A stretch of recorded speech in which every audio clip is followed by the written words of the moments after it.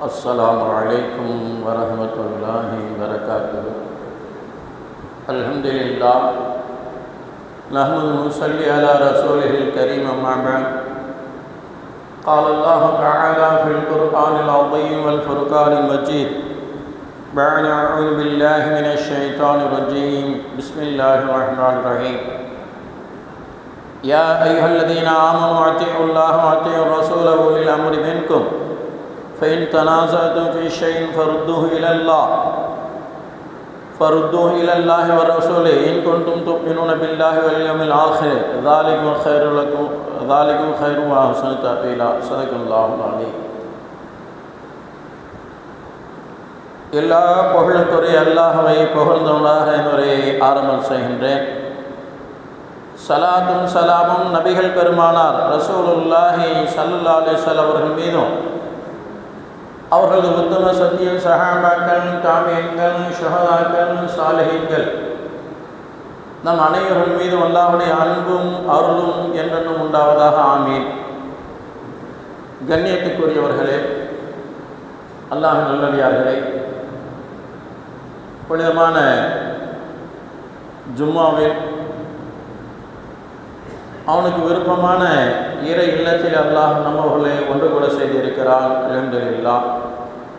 அல்லாஹ் செய்த கிருபைகள் இதுவும் ஒன்றாக இருக்குது. கண்ணியமானவர்களே, அல்லாஹ் நல்லடியார்களே, 17வது சட்டமன்ற தேர்தல் வருகிற 23ஆம் தேதி நடைபெற உள்ளது நாம் எல்லாம் அறிந்த நிகழ்வுதான். அதை நாம் எவ்வாறு செயல்படுத்துவது? ஒரு ஜனநாயக நாட்டில் மக்கள் தங்களுடைய அதிருப்திகளை, தங்களுடைய எதிர்ப்புகளை, தங்களுடைய கோபத்தை வெளிப்படுத்துவதற்கு மிக சரியான ஒரு சந்தர்ப்பம் என்பது இந்த தேர்தல் நடைமுறை தான். 5 ஆண்டுக்கு ஒரு முறை வரக்கூடிய இந்த தேர்தல் நடைமுறை நாம் நம்மை ஆள போகக்கூடிய நபர்களை தேர்ந்தெடுக்கக்கூடிய உரிமை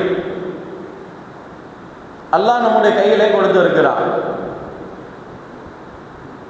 தேர்தல் ஆணையம் நமக்கு வழங்கி இருக்கக்கூடிய ஒரு ஆயுதம். இதை நான் சரியான முறையில் பயன்படுத்தணும். நிறைய பேர் தவறான முறையில் பயன்படுத்துகிறார்கள்.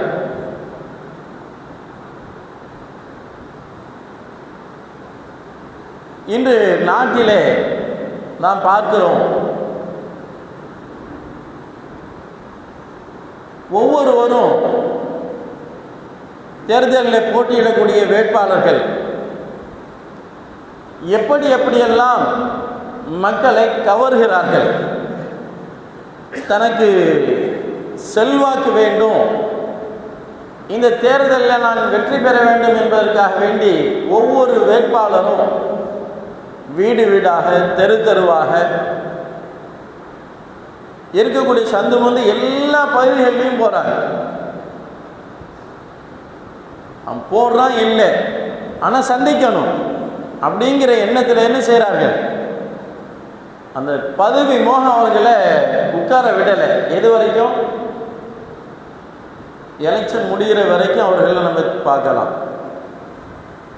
அதுக்கு பிறகு அதே நிலையில் நம்ம அலையணும். ஓட்டு வாங்குற வரைக்கும் அவங்க அலைவாங்க. ஓட்டு போட்டு ஜெயிச்சு வச்சுட்டாங்கன்னா அதுக்கு பிறகு நம்ம தேவைக்காக வேண்டி நம்ம தெரு தெருவா, ஒவ்வொரு இடமா, ஒவ்வொரு ஏரியாவா அவன் தேடி அலையணும். இதுதான் இன்றைக்கு ஜனநாயகத்தில் நடந்து கொண்டிருக்கக்கூடிய எலெக்ஷன் முறை.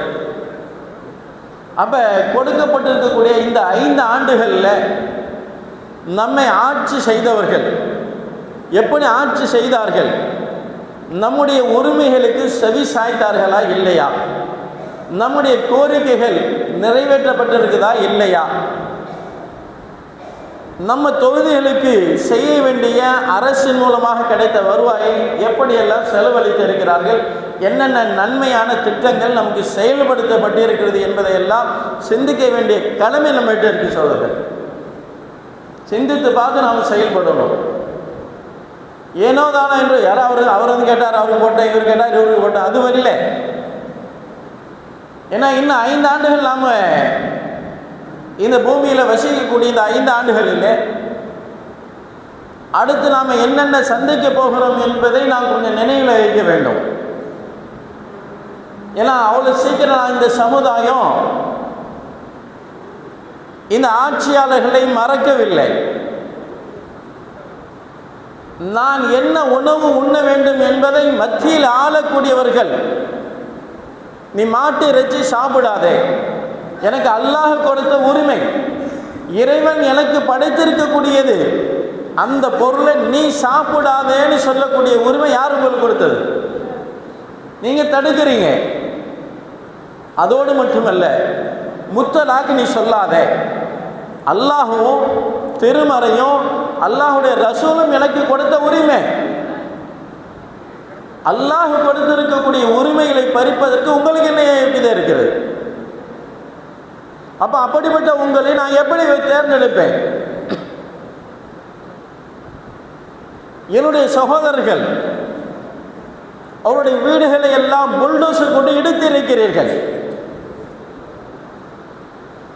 கடந்த கால நிகழ்வுகள் இந்த சமுதாயம் அவங்கள சீக்கிரம் மறக்காது எதையுமே. ஆனாலும் சில நேரங்களில் எலெக்ஷன் பற்றியை பார்த்த உடனே மறந்து போயிடுறோம். அல்லாஹ் பாதுகாக்கணும் இந்த சமுதாயத்தை. கண்ணியத்துக்குரிய சோதரர்களே, இதுவெல்லாம் ஆறாத வடுக்கள். அல்லாஹ் கொடுத்திருக்கக்கூடிய, அல்லாஹ் எனக்கு வழங்கி இருக்கக்கூடிய சலுகைகளை பறிப்பதற்கு உங்களுக்கு என்ன தகுதி? அதற்காகவே அவங்களை நாங்கள் ஆட்சியில் உட்கார வச்சோம், அதற்காகவே அவங்களை தேர்ந்தெடுத்தோம். இது சாம்பிள் தான். இனி இது போல எண்ணற்ற நிகழ்வுகளை இந்த சமுதாயம் சந்தித்து இருக்கிறது. இன்னொரு முக்கியமான நிகழ்வு நமக்கு தெரியும், வக்ஃப் போர்டு. மாற்று மதத்தார்கள் அதில் வந்து நிர்வாகி. இது எப்படி முறையாகும்?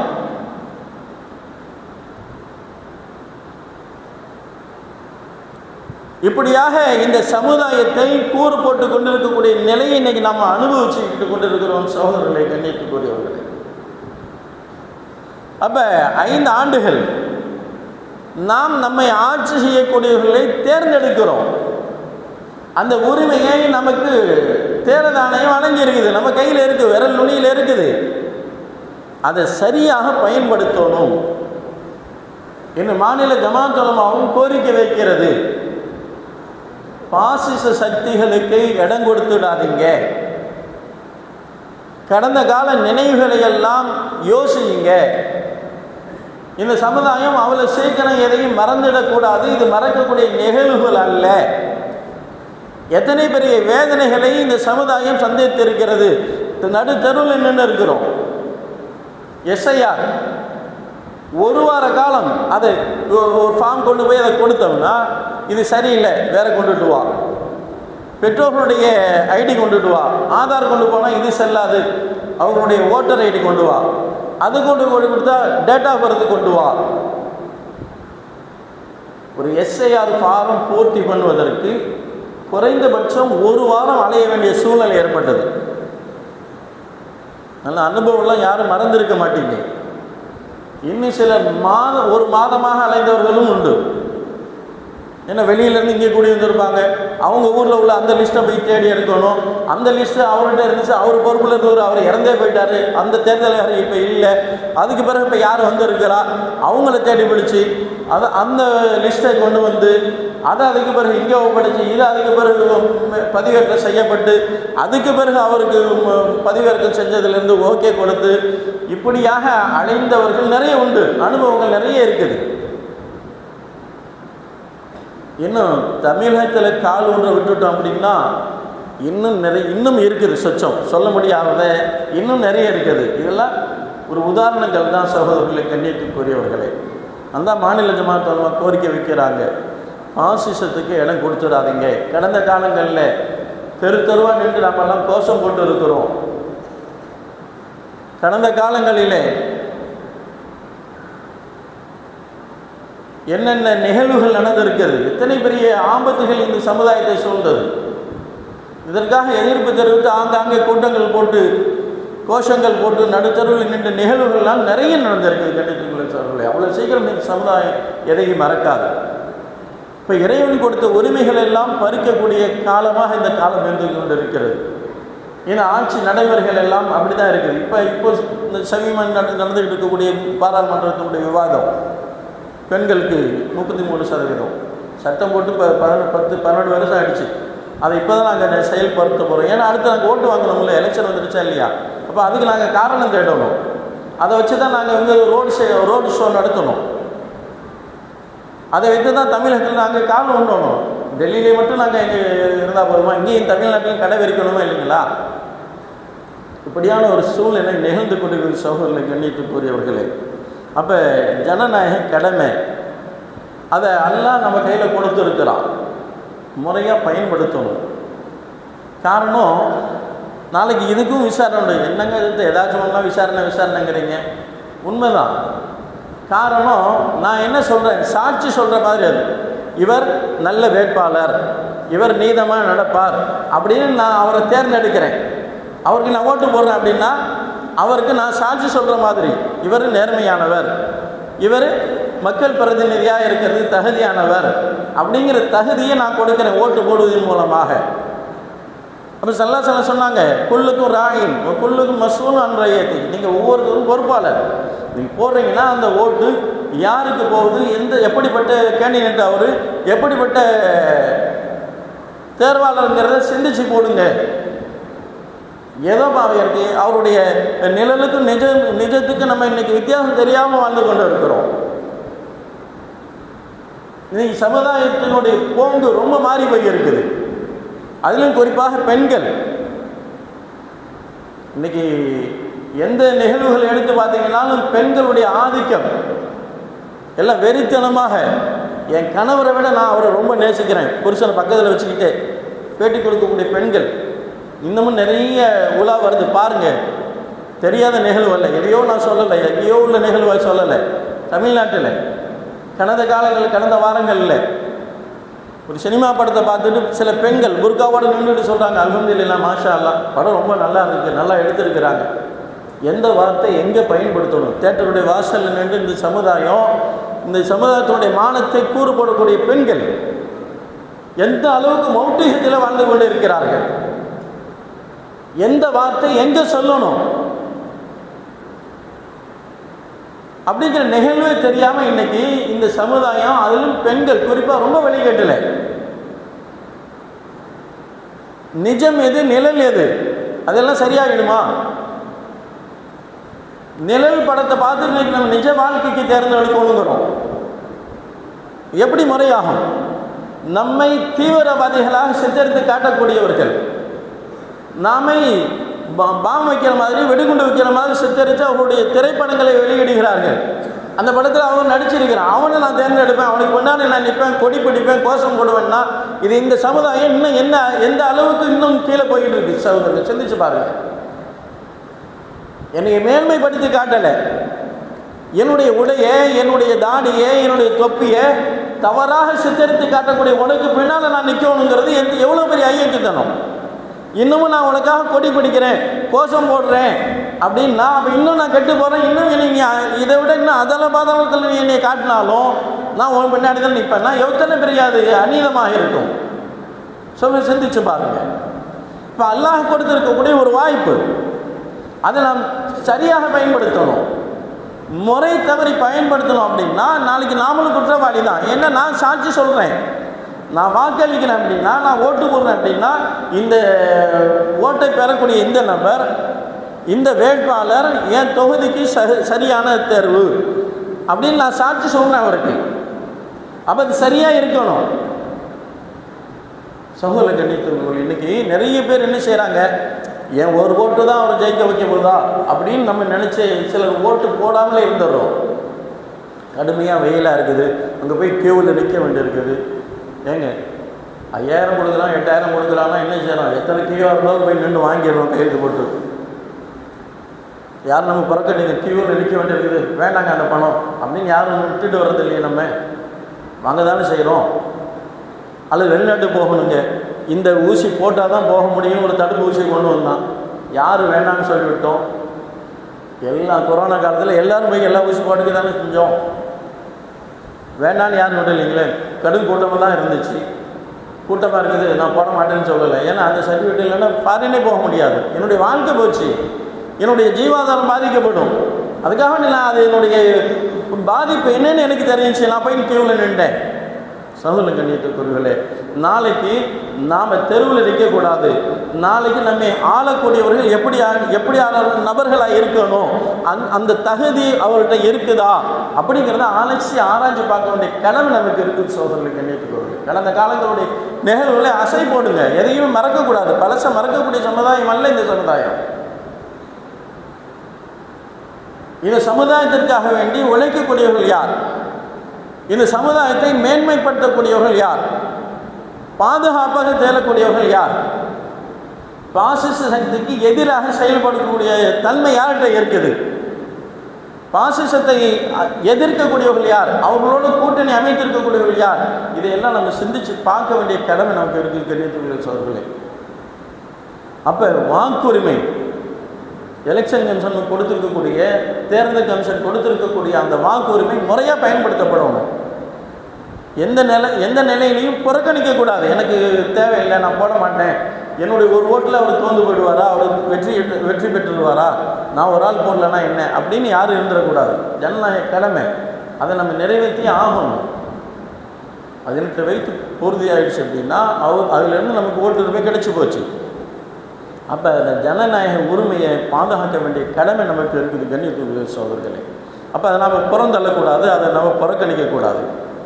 அல்லாஹ் என்ன திருமலையில் சொல்கிறான், யா அய்யுஹல்லதீன ஆமனூ அத்தீஉல்லாஹ வ அத்தீஉர் ரசூல வ உலில் அம்ரி மின்கும். ஈமான் கொண்டவர்களே, நீங்கள் அல்லாஹ்வுக்கு கட்டுப்படுங்கள், அதற்கடுத்து அல்லாஹ்வுடைய ரசூலுக்கு நீங்கள் கட்டுப்படுங்கள். அதற்கு அடுத்து உலில் அம்ரு, உங்களிடத்தில் சக்தி பெற்றவர்கள், உங்களை ஆட்சி செய்யக்கூடியவர்கள், அது ஊராக இருக்கலாம், நாடாக இருக்கலாம், மாநிலமாக இருக்கலாம், மாவட்டமாக இருக்கலாம், அது வீடாக இருக்கலாம். அப்போ உங்களுக்கு மேல் பொறுப்பில் இருக்கக்கூடிய ஒரு தலைவராக இருக்கக்கூடிய நபர்களுக்கு நீங்கள் கட்டுப்படுங்கிறான் அல்லாஹ்.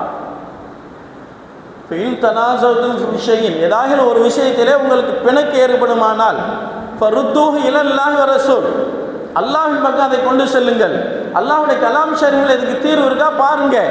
இல்லை அல்லாஹ்வுடைய ரசூல் ஸல்லல்லாஹு அலைஹி வஸல்லம் வாழ்க்கையில் இதுக்கு தீர்வு இருக்குதா பாருங்க.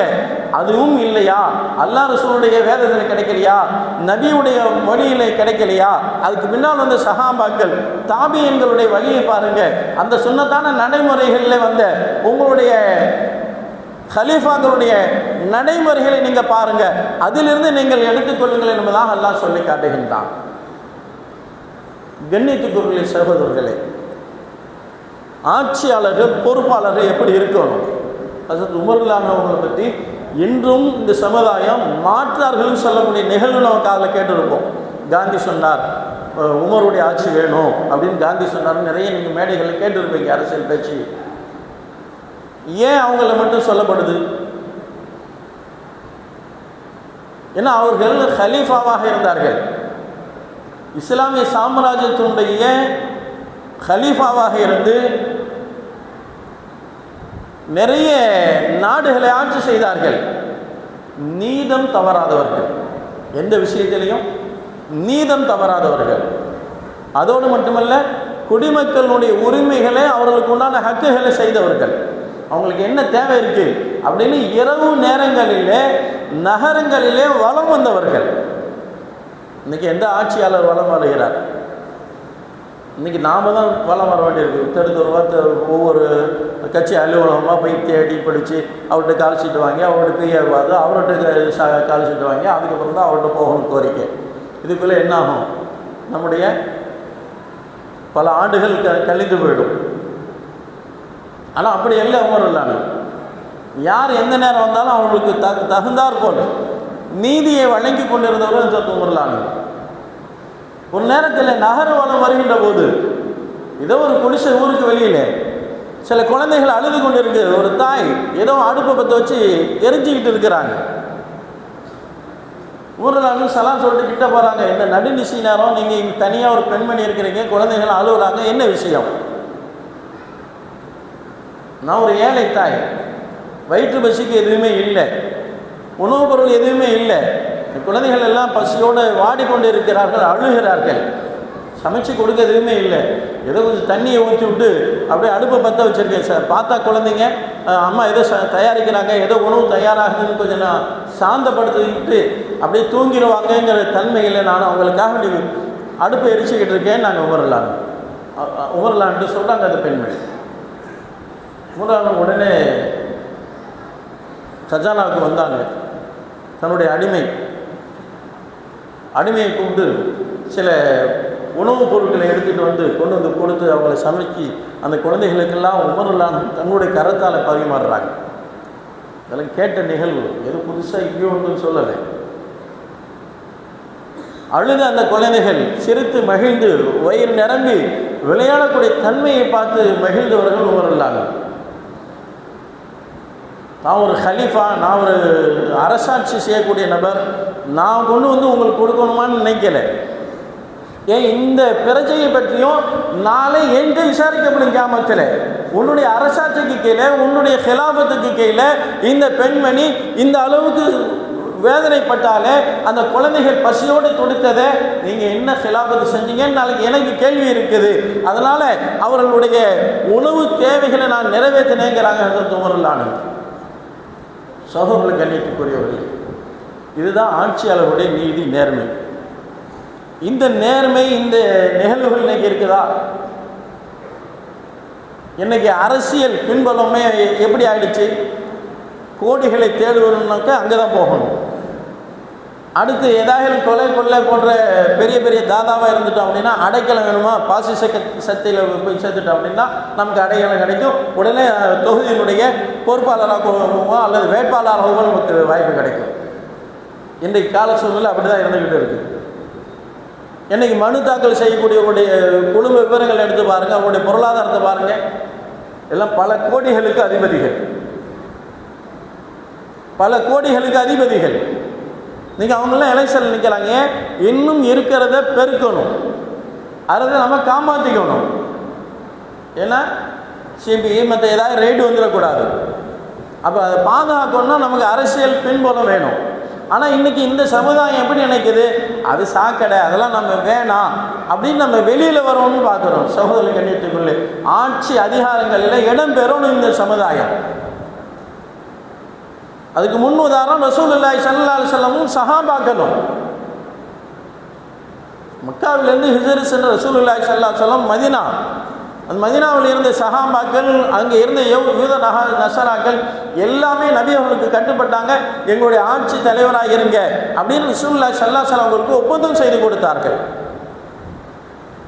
அப்போ அங்கே வாழ்ந்த மாற்றார்களுக்கும் ரசூலுல்லாஹி ஸல்லல்லாஹு அலைஹி வஸல்லம் தலைவர்.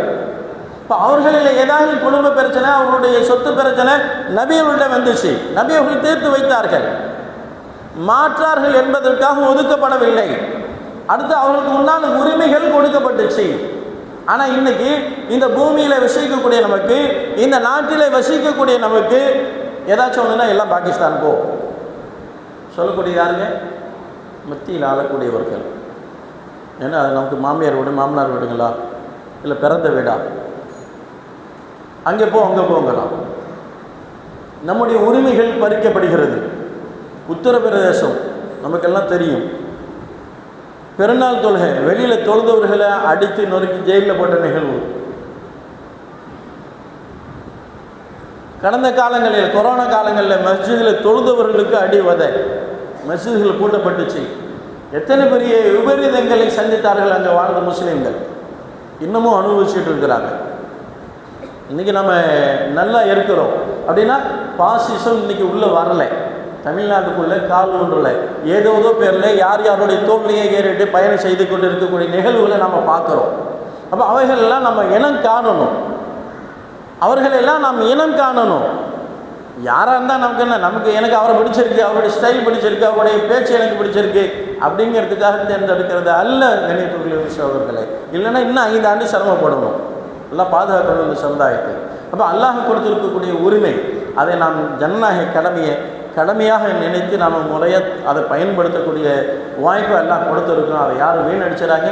கரெக்டாக சரியான தேதியில் சரியான முறையில் நாம் அந்த வாக்குரிமையை செலுத்த வேண்டும். வெயிலாக இருக்குது, மழையாக இருக்குது, தூரமாக இருக்குது அப்படின்னு யாரும் பின்தங்கிட வேண்டாம். நம்முடைய ஜனநாயக கடமைகளை முறையாக 23ஆம் தேதி நம்மை யார் ஆட்சி செய்யணும், நமக்கு தகுதியானவர்கள் யார், நம்முடைய உரிமைகளை பாதுகாக்கக்கூடியவர்கள் யார், பாசிசத்துக்கு எதிராக செயல்படக்கூடியவர்கள் யார் என்பதை சிந்தித்து நாம் நம்முடைய ஜனநாயக கடமைகளை நிறைவேற்ற பொறுப்பு நமக்கு இருக்குது என்பதை விளங்கி நாம் செயல்பட வேண்டும். கணியத்துள்ள சோதரிகளே, அல்லாஹ் கொடுத்திருக்கக்கூடிய இந்த நடைமுறைகளை நமக்கு கொடுத்திருக்கக்கூடிய அரசு கொடுத்திருக்கக்கூடிய தேர்தல் ஆணையம் கொடுத்திருக்கக்கூடிய இந்த நடைமுறைகளை முறையாக நாம் பயன்படுத்தி நல்லவர்களை நம்முடைய ஆட்சியாளர்களை தேர்ந்தெடுக்கக்கூடிய வாய்ப்பை எல்லாம் நம்மளுக்கு கொடுத்திருக்கிறோம். அவைகளை முறையாக பயன்படுத்தக்கூடிய நன்மக்களாக அல்லாஹ் நம்மை பொருந்திக் கொள்வானாக. ஆமீன். வ ஆகிர் தஅவானா அனில் ஹம்துலில்லாஹி ரப்பில் ஆலமீன்.